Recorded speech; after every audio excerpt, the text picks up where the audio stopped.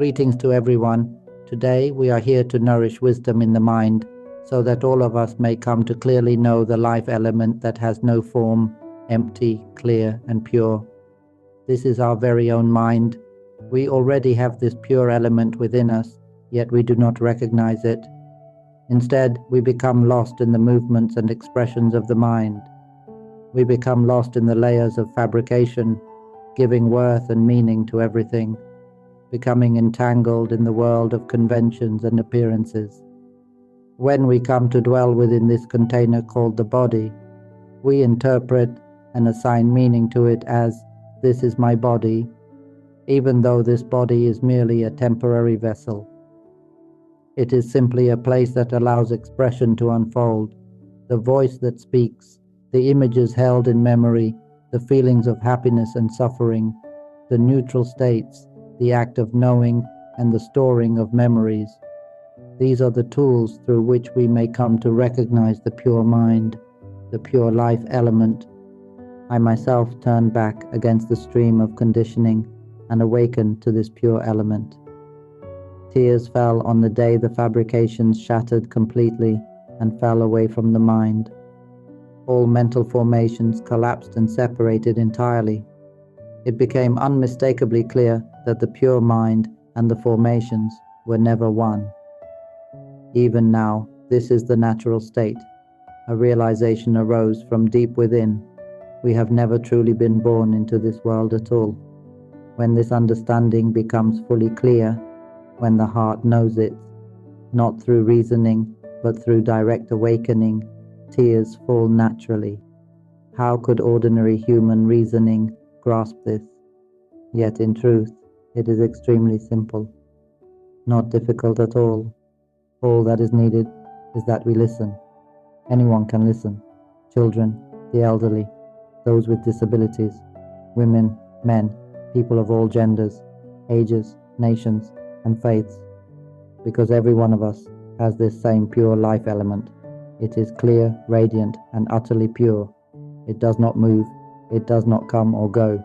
It is unborn and cannot be destroyed. There is no suffering in it, no sound, no image, no emotion, no knowing, nothing at all. It is the original element, the ground of all life. This pure element is the source from which all fabrications arise. From it, immense energies unfold. All material phenomena in the universe are born from this source. Everything arises from this pure life element. Having realized this, I had no choice but to share it, so that all of us may be freed from suffering permanently, never to return to it again, so that this may be our final cycle in this world. We only need to clearly understand these three layers of experience. In the past, I too believed that the body was truly me, that I was a human being with all identity taken as real. But when the awakening occurred from within, driven by a sincere wish to be free, the seeing became clear. We must set a firm intention to awaken, to see thoughts, emotions, sensations, and perceptions simply as nature, not as me. When this is seen directly, the cycle ends. The sense of a separate self breaks free from the body container and from all mental fabrication, to the point that, even as I speak now, there is no sense that I am speaking. Where others assign meaning and call this a voice, to me it is no longer a voice. It is simply a natural expression that is not anything in particular. This kind of knowing is beyond language. It cannot be labeled or defined, because it is known clearly that it is not a thing at all. And this is the knowing that each of us must come to recognize. I will explain the three layers. The outermost layer is the shell, the layer of the physical body, this container. We rely on thought to tell us that this is the body. The body appears to exist because we think so. The voice or the thinking, that is the second layer, the layer of mental fabrication. I used to believe that this body was truly mine. This left arm, this right arm, this left leg, this right leg. But the leg never speaks. The arm has never said a word. Look carefully. Your hand doesn't even say that it is a hand. What is it really? It does not declare itself. It is the voice that speaks. When I saw this clearly, I looked at a tree. The tree does not say, I am a tree, and it certainly does not say, I am a lime tree. It is the voice that labels it so. When I remember my parents, again, it is the voice that says, mother and father. The mental images that appear, did we not create them ourselves? Then where, in truth, are father and mother? A realization arose. Father and mother arise from mental fabrication. The self also arises from mental fabrication. Everything in the world, when we look at it, remains silent. Try sweeping your gaze from right to left, from left to right. Look at everything. There is just a quiet knowing, knowing without a knower, knowing that it is open and empty. Then the thoughts begin. Cloud, tree, earth, world. The voice names everything. The delusion is that we believe all of this truly exists. The world, the soil, the water, trees, this body, our parents, our children, our relatives and family. We believed all of this was solid and real. I once understood it that way too. But when it became clear that everything arises from what we think into being, this voice that we have relied on all this time, this is the second layer, the voice we mistakenly take to be ourselves. When I turned inward and awakened to see the voice that was speaking, a deep clarity emerged. Tears fell. There was lightness and relief. It was this voice that gave meaning to everything. The voice that speaks inside is what we call thinking, the thinking that goes on continuously. This is what creates the entire world of experience. When I observed it steadily, thought thinking this, thinking that, I saw how it assigns meaning. This is pleasant, this is unpleasant, this is suffering, this is happiness. Look closely. Does happiness speak? Does suffering speak? Neutrality doesn't speak. Calm does not speak. The emotions themselves do not speak. It is the voice that speaks. This voice assigns meaning. This is satisfaction. This is joy. This is dissatisfaction. This is sorrow. Then the seeing became more and more refined, until I saw that thinking was happening continuously, and it kept being seen, whether awake or asleep, until at a certain point it shattered into fine fragments. The voice was seen in more and more subtle detail, sentences breaking into words, a single word appearing and dissolving instantly, a burst, another burst, appearing and dissolving, again and again. Because the knowing was directly resting upon it. It happened on its own. All I did was keep emphasizing understanding. Listen to my recordings again and again. Understand, understand, understand. The mind needs this subtle understanding. It needs this kind of knowing, the kind that concludes everything, ending all doubt. And when that is known, everything is known instantly. This is the kind of knowing the mind seeks, the single knowing through which everything becomes clear. As is said, when one truly understands a single leaf, one understands the whole forest. At first, I didn't know. I only knew that it was thought that created everything. So I kept observing thought itself, seeing it again and again. And then the question arose, who is it that is thinking? I watched to see who was thinking at this moment. I just observed it, knowing it from the moment I woke up until I fell asleep. I saw it thinking this and that all the time. I just watched, kept observing. Then another question arose. Who is the one that knows? I continued to observe this too, seeing continuously, until the knowing that is here now began to know on its own, automatically. It was as if this knowing became very strong, strong and unwavering. The moment a thought would arise, it would be known instantly. When a thought appeared, the knowing would meet it immediately, and it would dissolve right away. A thought arises, the knowing sees it, and it vanishes at once, just like a mole popping its head out of a hole. Normally, they pop up everywhere, and we can't keep up with them. But now, the moment it popped up, it was struck down, like hitting it with a hammer. It appears, one strike, gone. It appears, one strike, gone. It never has the chance to form. It appears and immediately disintegrates. That is how it was. I simply saw it thinking, saw what it was saying inside. I saw all of it. Even when I spoke aloud, I saw it. I saw it continuously. Whatever I was doing from waking until sleeping, I saw it thinking this, saying that, always speaking in the mind, walking, sitting, standing, bathing, going to the toilet, doing daily tasks. I saw it the whole time. The voice inside the mind, a thought would arise, then dissolve, arise, then dissolve. It had no opportunity to continue. The moment it began to form, it would collapse instantly. It became very fast, very subtle, and the knowing simply remained with it.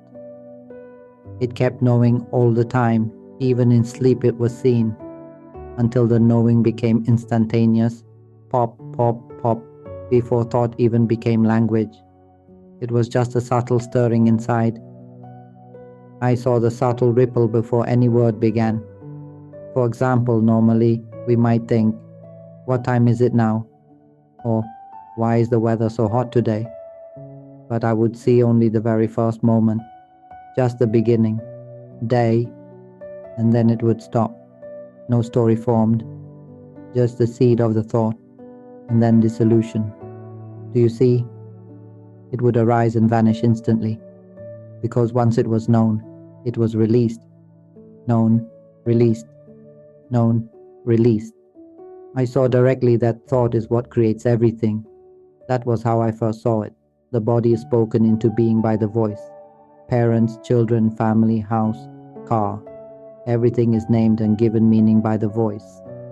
When I awakened inwardly and saw clearly that this voice is what gives meaning to everything, that everything appears because of this voice, tears burst forth.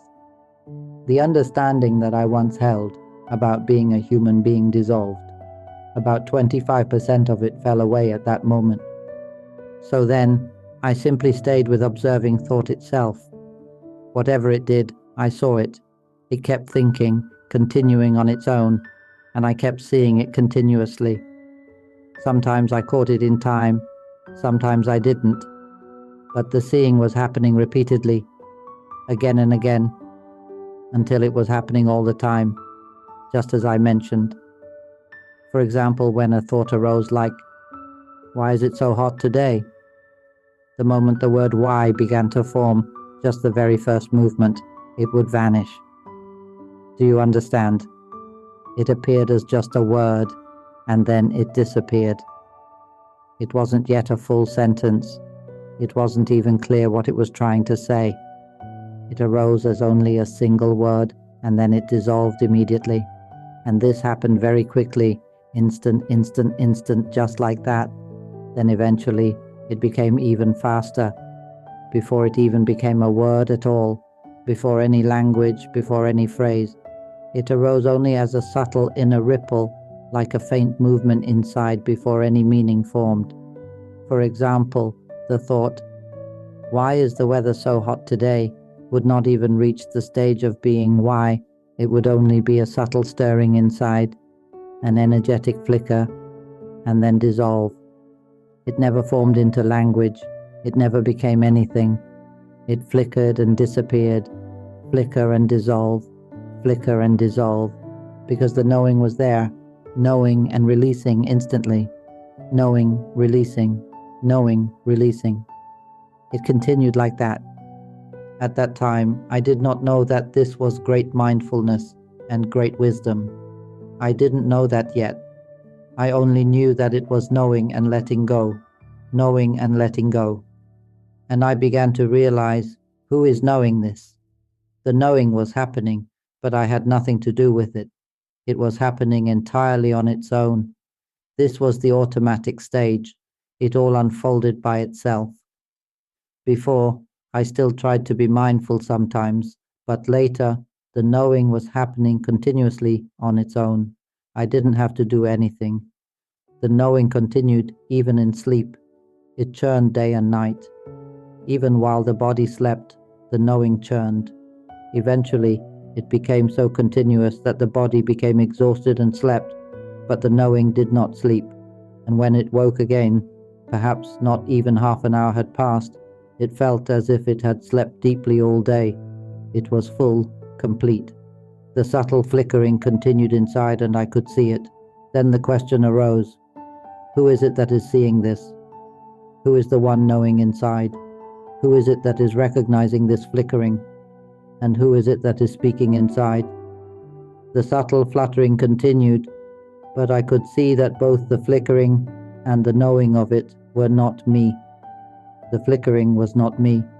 The knowing was not me. Yet at that stage, I still did not understand.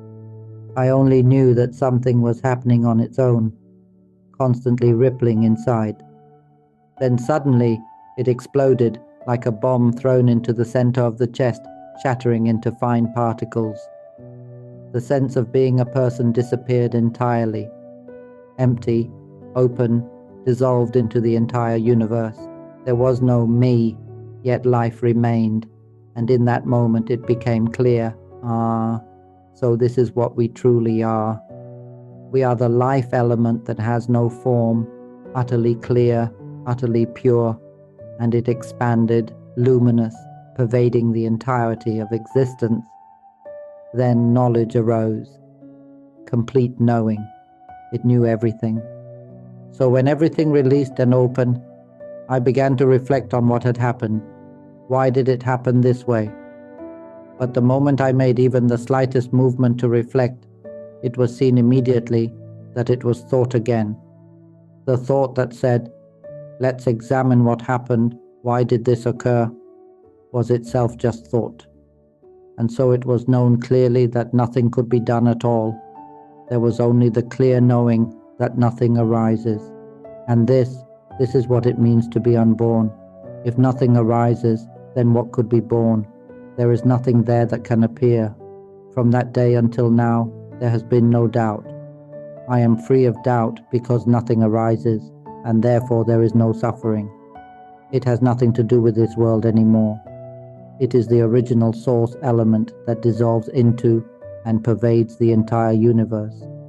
And there is wisdom that knows clearly that we have never been born into this world at all.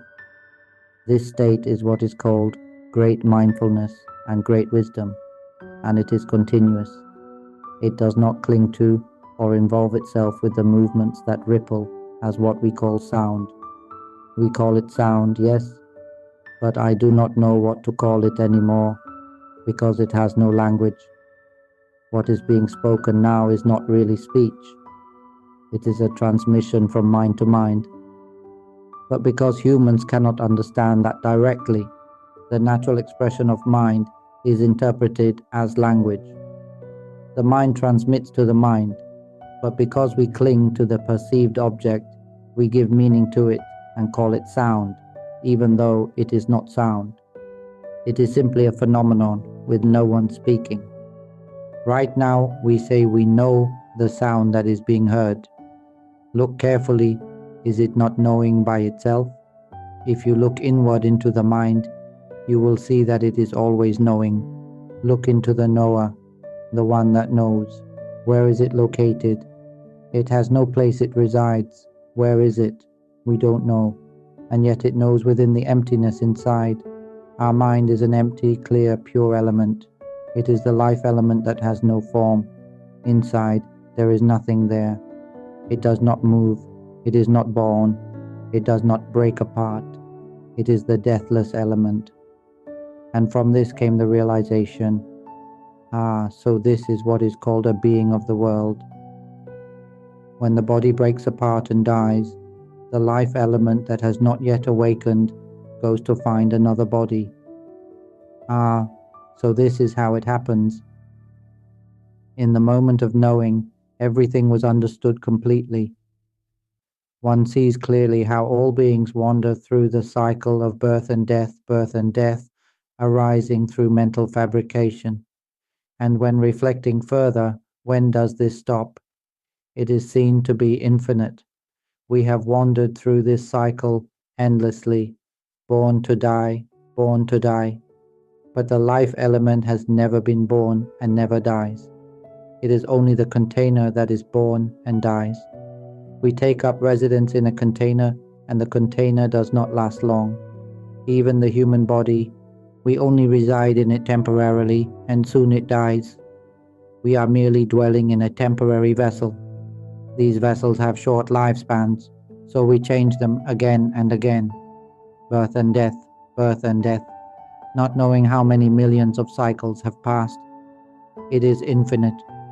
The bones of ours that once inhabited countless bodies, animal bodies, human bodies, the bones that have died and piled layer upon layer across lifetimes. If gathered together, they would form a mountain higher than any mountain on this earth. And the tears we have cried throughout all our lives, those tears would exceed the waters of the great oceans. It was seen directly like this. Whatever I wished to look into, it was seen clearly. Oh, so we are not human at all. We are the mind. We are the life element. So why then does this pure life element, this pure essence of ours, fall into delusion and come to dwell in a body? When this was examined, it became clear that the pure life element simply wished to know itself. We only wanted to understand what we truly are. That's all. The pure life element is so clear, so pure, so without form, that it cannot know itself. Do you understand? Because it does not have fabrication, it cannot know. Just like we cannot know what is outside Earth without tools, we need spaceships and spacesuits to explore space. In the same way, if we wish to know what we truly are, we need a tool. We require layers of fabrication to wrap around us. Without a tool, without a suit, we cannot perceive. So we created the layer of mental fabrication to wrap around ourselves, like a bubble surrounding us, so that we could perceive and experience movement and learn. When we formed this bubble around ourselves, we became the empty, clear nature inside the bubble.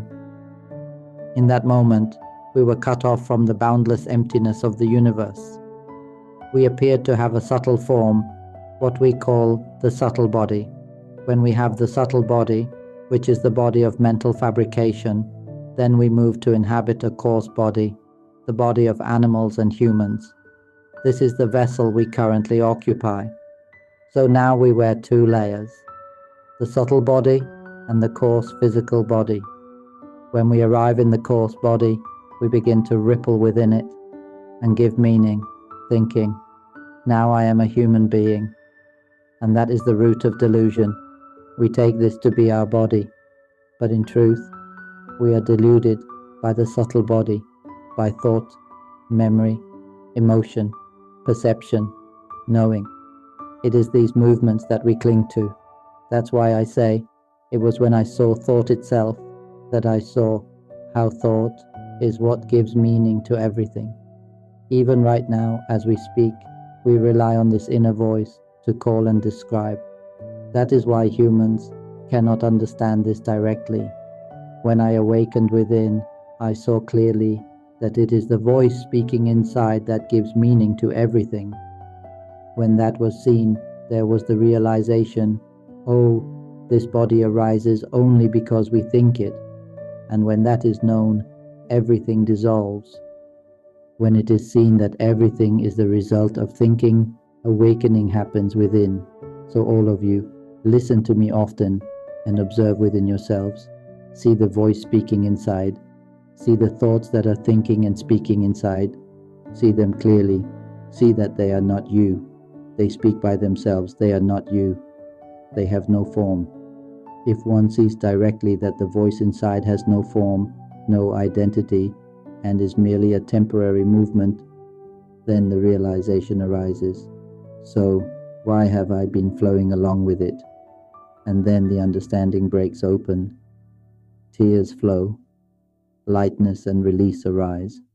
When we are able to step free from clinging to this inner voice, truly through understanding, through deep and continuous understanding that reaches the heart, once we clearly see that the voice is not us, then the question arises, who is it that knows? And when seen rightly, it becomes clear that the one who knows is not us either. It knows by itself. Right now, the hearing of my voice, do you see? It is knowing on its own. If you look carefully inside, you will see that the knowing happens by itself. It is not the ears that know. Some might say we hear because we have ears, but if the mind or the life element leaves the body, then even with ears, there is no hearing. If the life element leaves the body collapses and decays. With ears, there is no hearing. With a mouth, there is no speaking. With a body, there is no movement. With a brain, there is no thinking. With a heart, there is no beating. Because without the mind residing there, the body is just a shell. I turned back to look and saw clearly how all beings wander in the cycle. The life element takes one body, and when that body dies, it moves to another. Every time we get a new body, we get new parents, a new family, and countless children. We have had children beyond number. We have had parents beyond number. So then, what are we really? When we took birth in the form of aquatic beings, we said we were aquatic beings. Then we took birth in land animals, then underground beings, then winged beings, air beings, beings in other realms, even celestial realms. So what exactly are we? And where are our true parents? We have changed parents so many times. Where are our true children? We have had countless families. In truth, everyone we meet in this world has been our parents, our children, our siblings, our relatives in countless lives. But when I looked deeply, I saw why we cannot be free from birth. It is because we have believed in fabrication. We believed the voice. We believed the mental images. We believed the emotions. When there is happiness, we merge into happiness. When there is sorrow, we drown in sorrow. We play inside emotion. We drown in the emotion of peace, wanting peace. We drown in neutrality. We drown in satisfaction, happiness. We drown in dissatisfaction, suffering. We live inside emotional movement. That is the second layer, the layer of experience and appearance. The outer layer is the physical body. The second layer is the subtle body, the realm of thought, imagination, emotion, knowing, memory. This is the layer we have become lost in. Because of this, the mind continues to take up residence in body after body, endlessly, without end. There is no ending to the cycle of birth and death, I tell you. None at all. Not until we genuinely long not to be born anymore. Not until we truly long to be free from suffering, and actively seek a wise one who can point this out directly. And that teacher must point only to the mind, must explain this clearly. If the teacher does not point to this, then we waste a human birth. Whatever tradition or place one goes to, if that place cannot lead to permanent freedom from suffering, cannot bring an end to the cycle of rebirth within 3 to 6 months, then leave that place. Do not stay. It is a waste of a lifetime, because we did not come into this world to remain lost in it. We are incredibly fortunate to be residing in a human body in this lifetime. So now is the time to awaken and reveal this truth to our own life element. It is time to learn the knowledge of realizing the mind. Let us share the recordings from the Panyavimutti channel to everyone in the world, children, elders, people of every belief, every religion, every country. Let everyone listen. Once realization occurs, we become a completely different person. everything changes. A person who was quick to anger, a person who was constantly tangled in thoughts until stressed. Such patterns will dissolve. One becomes someone who is light, peaceful, gentle, someone who naturally cares and shares. We will no longer harm one another. The world will move into a refined age, a world rooted in true peace. Everyone will live together with ease and harmony. There will no longer be boasting, arrogance, declarations of power, or intentions to harm, because nothing is us at all. When we truly understand that the second layer, the layer of fabrication, is not who we are, when we see directly that the voice that is speaking is not us speaking, that the thoughts arising in the mind are not us thinking, that these movements simply ripple by their own nature, that the knowing knows by itself, when we see that none of this is us, the entire structure collapses inward. We return to knowing our true nature, the deepest layer, the mind itself. These are the three layers. Before, we believed the outer layer, the physical shell, was who we were. But when we see that the physical shell arises because the second layer assigns meaning to it, we then turn to the second layer, the layer of thought, imagination, emotion, perception, memory. And when we see that thinking is not us and knowing is not us, the question arises, then where is me? The moment it is seen that the second layer is not us, the life element recedes inward, revealing itself.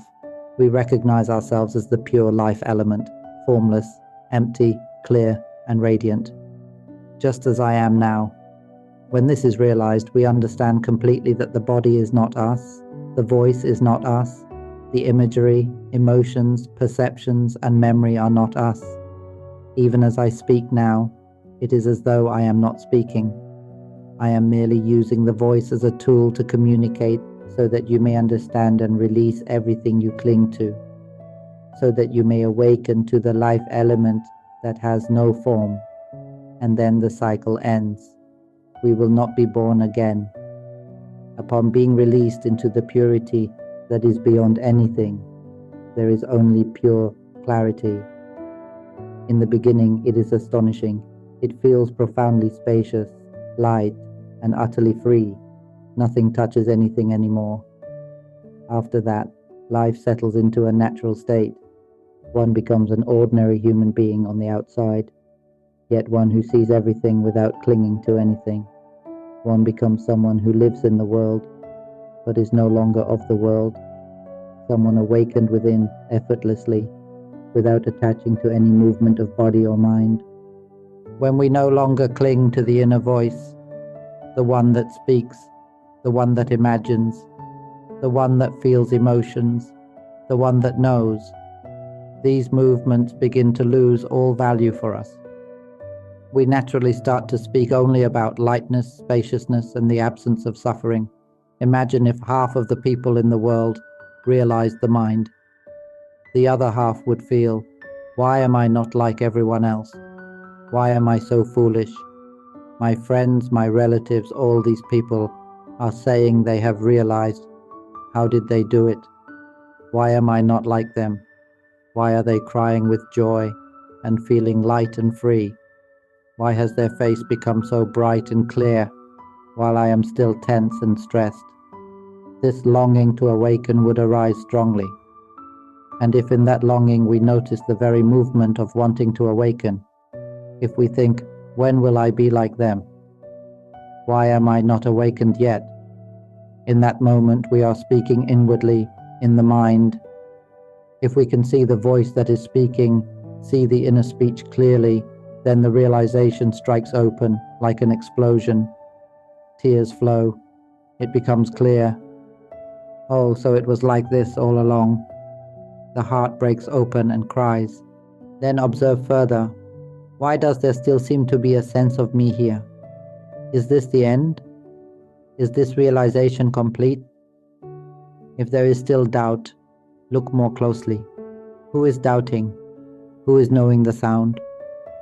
When the noise of a motorcycle passes, who knows it? When a dog barks, who knows it? When the inner voice is speaking, who knows it?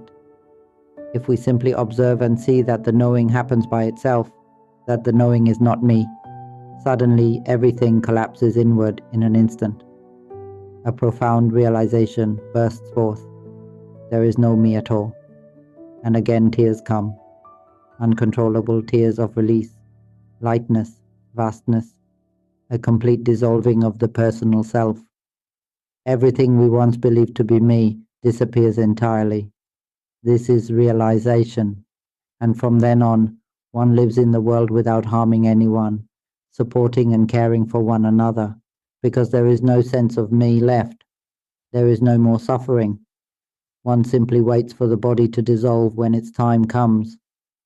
All of us are the life element that has no form, the original element, the source of all existence. It does not move. It does not go or come. It is never born and never breaks apart. It is utterly pure, zero-dimensioned, outside of time, where time is zero and space is zero. It contains no good or bad, no merit or sin, no right or wrong, no true or false. It contains no conventions, no language, no sound, no image, no emotion, no perception, no memory. It remains pure throughout all eternity. This is the era we have longed for, the enlightened era, the age of world peace, when we realize the mind. To have a mind yet not know the mind is the most unfortunate condition. Look carefully. How do we see thought? Right now, as we speak, this is thought. Thought is happening, yet we do not see it. We rely on it, just as we rely on the body, yet we do not recognize that we rely on it. That is why I must point this out and remind you. Now I will speak about the knowledge that the mind truly seeks. Before I did not know, but once it was realized, then I understood. What we truly need is only a single piece of understanding, one knowing that reveals everything. This is what is meant by knowing one leaf and knowing the entire forest. I will explain this knowledge starting from the outer layers, moving inward so that we can gradually understand. Normally, I would rather speak only from the inside and end it there. There is no need to understand the outer layers. But this time, I will explain it in more detail. I have already spoken about the 3 layers of what we call self. The first layer is the layer of mind, the life element. We are the pure element, the life element, the original source element. This is the innermost layer, the layer of pure essence. But this pure essence does not know that it is pure essence. We did not know that we were the pure life element. And because we wished to know, we created the second layer around ourselves, like forming a bubble to surround us. This second layer is the layer of fabrication, the layer of perception, thought, imagination, emotion, memory. This second layer is called the subtle body. Once this layer was formed so that we could learn, this subtle body then moved and attached itself to a container, giving meaning to that container, and from that, the third layer arose, the physical body. These are the 3 layers. We have become lost in the container, believing it to be ourselves. We believe we are human because we rely on the tool of mental fabrication, the voice that says, I am human. These are my parents. These are my children. This is my family, my relatives, my friends, my home, my possessions, my world. The voice creates everything. Try this now. Count from 1 to 10 silently in your mind. 1, 2, 3. Do you see the voice speaking inside? Who can see that this inner voice has no substance, that it does not actually exist as a true being? It is only a movement. Who can see that this voice is an illusion? Who can see that it speaks by itself, with no owner? If you see this and tears begin to flow, then good, this is it. And now, notice, who is knowing all of this right now? Who is hearing my voice at this moment? If it is seen that the knowing is happening on its own, without effort, without practicing mindfulness or any technique. If it is seen that the knowing simply knows, then where is the me? If this is seen clearly, the second layer breaks apart instantly. The bubble we have wrapped around ourselves for so long bursts open, tears fall, and the emptiness inside the bubble merges into the vast emptiness of the universal life element as one, completely. We are the pure life element, but we came to rely on the second layer of fabrication. And from there, we gave meaning to the third layer as, this is my body. And because of this, we came to believe that we are human. We were unbelievably foolish, living based on misunderstanding. Not only do we believe the body is me, but we also believe the house is mine, the car is mine, our possessions are mine. We project the sense of ownership outward endlessly, yet even our parents did not know they were the pure life element. Every being in this world is simply a life element inhabiting a vessel, struggling to rediscover that it is the pure essence. But once it takes up residence inside a body, it becomes deluded and believes itself to be the vessel.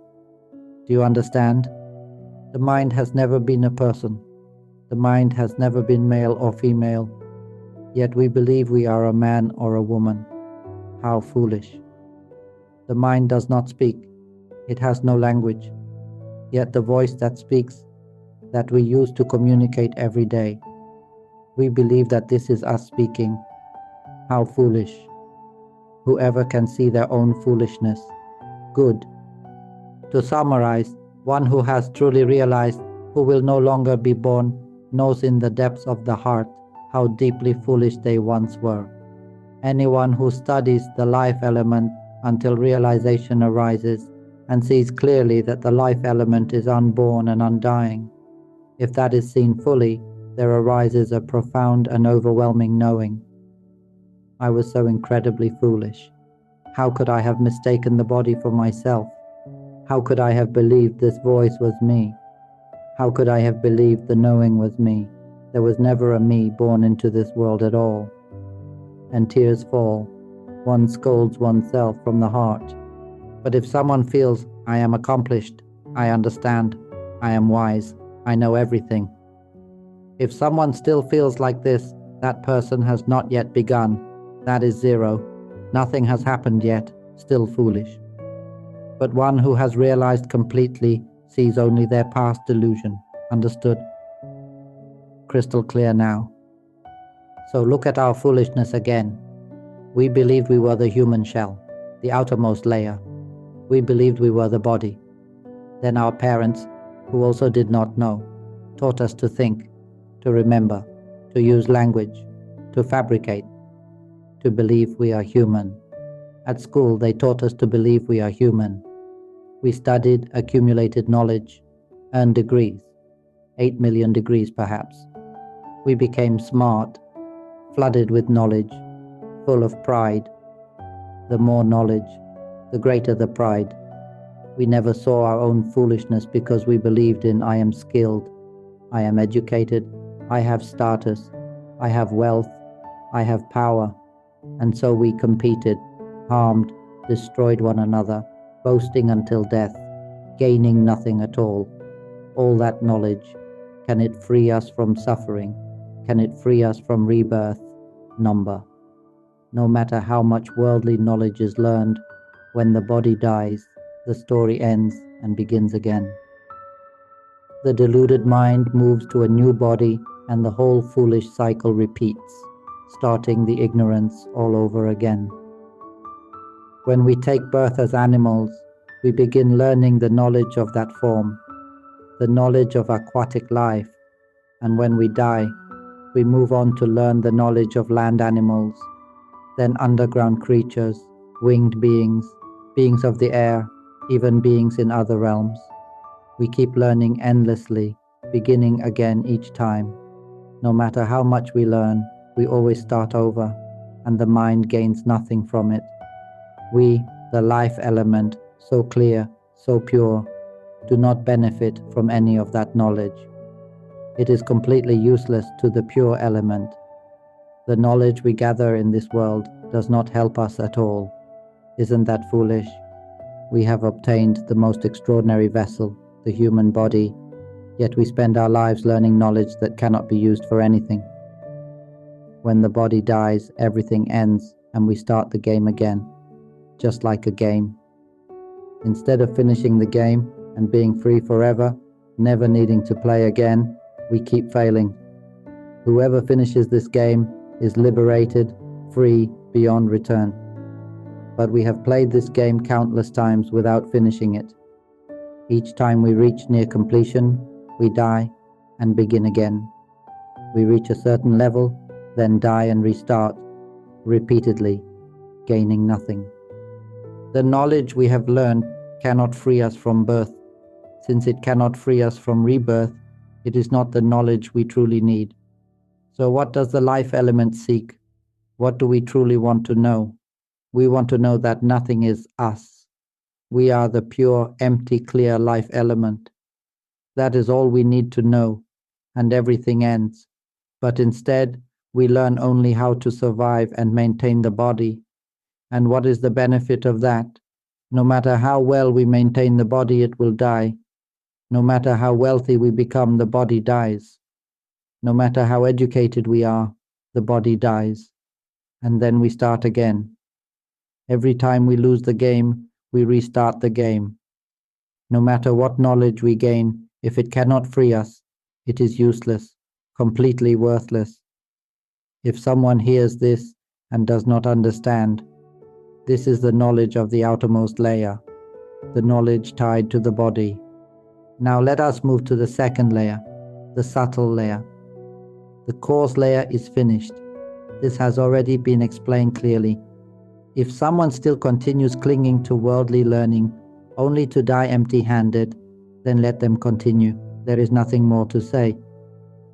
The second layer is a more subtle form of ignorance.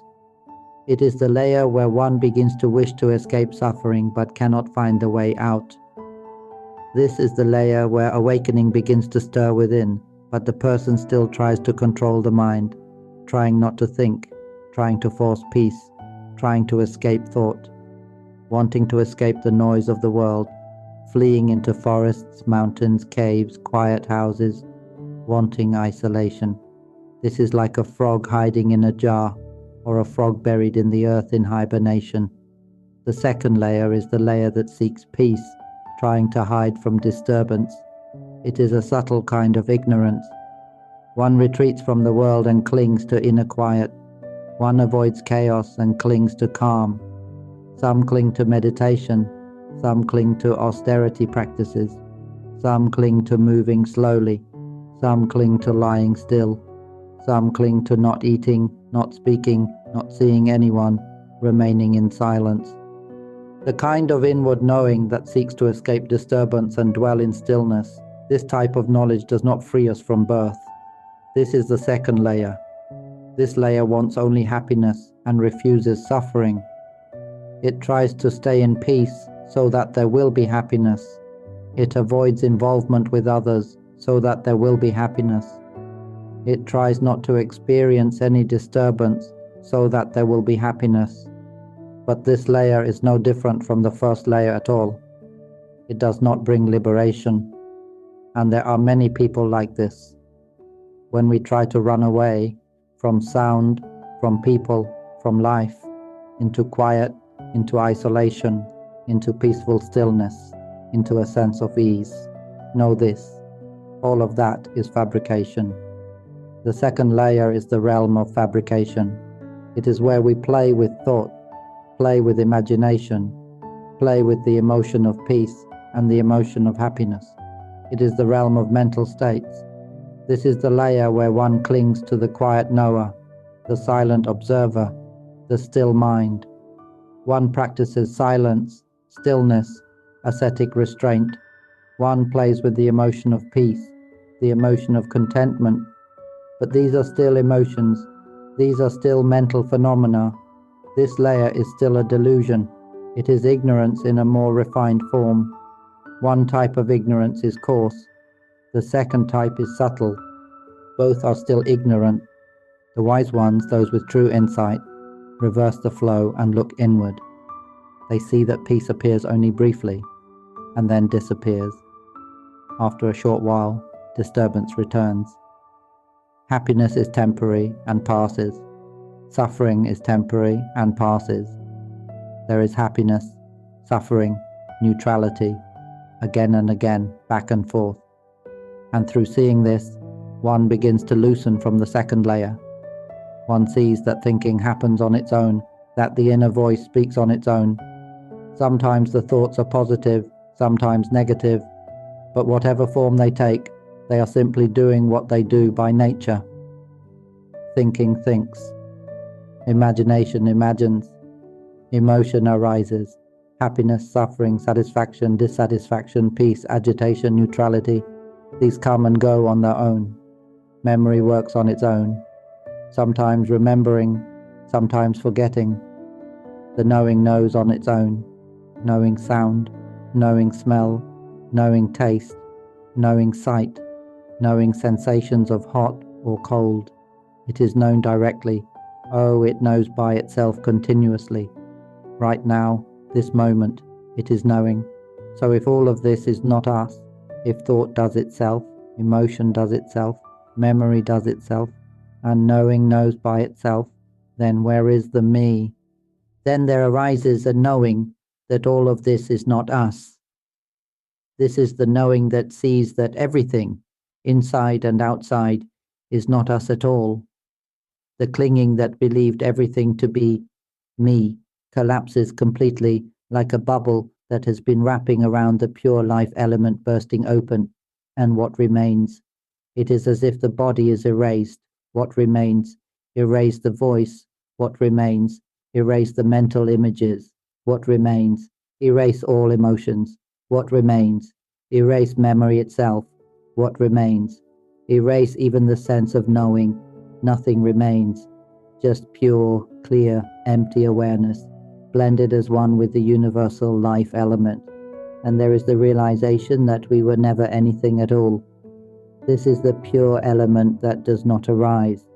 This is what unborn means.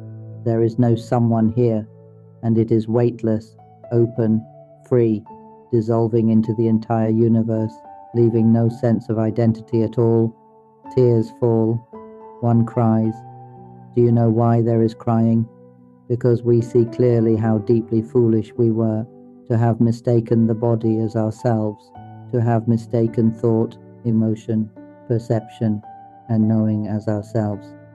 One cries because one loses what one once held as me. It is like waking from a dream. In the dream, everything felt real.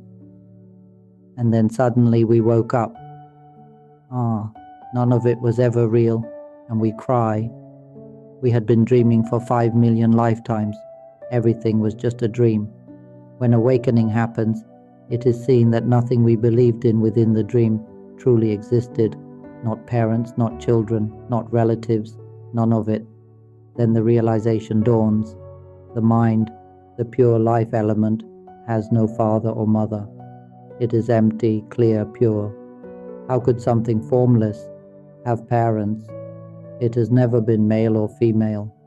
It has never had a name or a family line. It has never belonged to this world at all. It is like a clear open space, the space in which the air exists. Whether the air is warm, cold, moving, becoming wind, becoming storm, it all occurs within emptiness. The emptiness itself is unaffected. This is why the mind is like a clear glass. Whatever is poured into it, cold water, hot water, coffee, cocoa, tea, the glass remains unchanged. The glass is just clear. What changes is only what appears inside the glass. So too is this life element.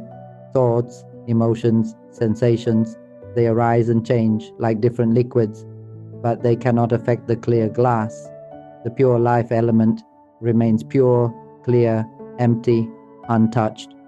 When I came to understand this, I felt compelled to share this truth so that all of us may know it. If we use an analogy, imagine that this phone represents the mind, the pure life element. Everything appearing inside the phone is a fabricated illusion. The images that appear on the screen, the sounds, the stories of good and bad, right and wrong, truth and falsehood, love and harm, joy and suffering, all forms of conflict and destruction, no matter how beautiful or terrible, no matter how joyful or sorrowful, they do not truly exist. The phone itself, the clear glass, the device, has nothing to do with the stories inside the phone. The movies, the dramas, the conversations, the arguments, the images, everything playing on the screen is only fabricated appearance. Meanwhile, the clear structure of the phone is untouched. The phone remains simply what it is. The content inside cannot alter the screen. Our mind is like this. The pure life element is like a clear screen. Thoughts, emotions, memories, and experiences are like the images moving across it. The screen is never harmed, never changed, never involved. Once this is understood, joy naturally arises because suffering ends. So I will end here. I hope that all of us will awaken to the mind, to the life element, swiftly, directly, here, now, in this very moment for everyone. If you're interested in these teachings on awakening, mind observation, and transcending suffering through wisdom, we'd love to hear your thoughts.